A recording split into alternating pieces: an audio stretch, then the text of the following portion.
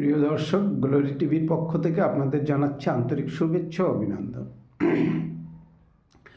বাংলাদেশের নির্বাচন কমিশনের পক্ষ থেকে বাংলাদেশের জাতীয় নির্বাচনের একটা আনুমানিক তারিখ ঘোষণা হয়েছে।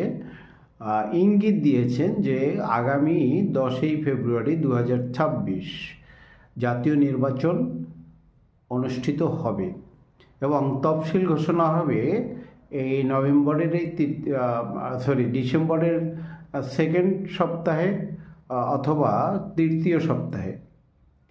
তো দর্শক, আপনাদের কাছে আমাদের একটা প্রশ্ন। আমার কাছে মনে হয় যে বাংলাদেশ কিন্তু আবার একটা সম্পূর্ণ একটা সংকটময় এবং অরাজকতার দিকে ধাবিত হইতেছে। কারণ হচ্ছে, বাংলাদেশের মানুষ যেখানে 70%, 65 থেকে 70% এখনও 14 দলকে সমর্থন করে। আওয়ামী জোট আর কি, আওয়ামী লীগ, জাতীয় পার্টি এবং অন্যান্য বাম দল কিছু আছে, সব মিলিয়ে 14টা দলের পক্ষে এখনও 65 থেকে 70% ভোটার আছেন।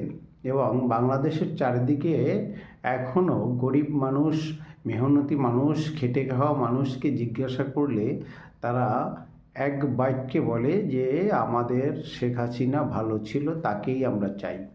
সুতরাং সেই বাংলাদেশে যদি সেই 65 থেকে 70% মানুষকে বাদ দিয়ে একটা জাতীয় নির্বাচন করা হয়, সেটা কি ভালো হবে? সেটা কি বিশ্ব মানবে? অথবা যারা নির্বাচিত হবেন তাদের কি 5 বছর তারা কি সরকার পরিচালনা সুষ্ঠুভাবে করতে পারবে? এইসব প্রশ্ন এখন কিন্তু আসে। তার মানে কি ইনুস যে এভাবে, ডক্টর ইনুস যে এইভাবে বাংলাদেশের একটা জাতীয় নির্বাচন যদি উনি অনুষ্ঠিত করে, তাহলে কি সেটা দেশের জন্য মঙ্গল হবে, না দেশটা আরও অরাজকতার দিকে চলে যাবে? তা প্রিয় দর্শক, এই প্রশ্নের উত্তরগুলো আপনারা কমেন্টস বক্সে আমাকে দিতে পারবেন।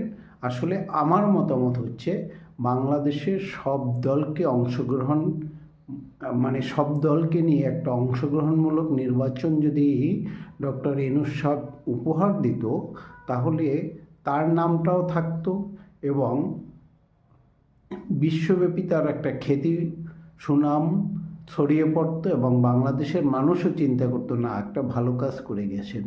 কিন্তু এটা যদি না হয়, আমার মনে হয় বাংলাদেশের আর একটা অরাজকতামূলক অধ্যায় শুরু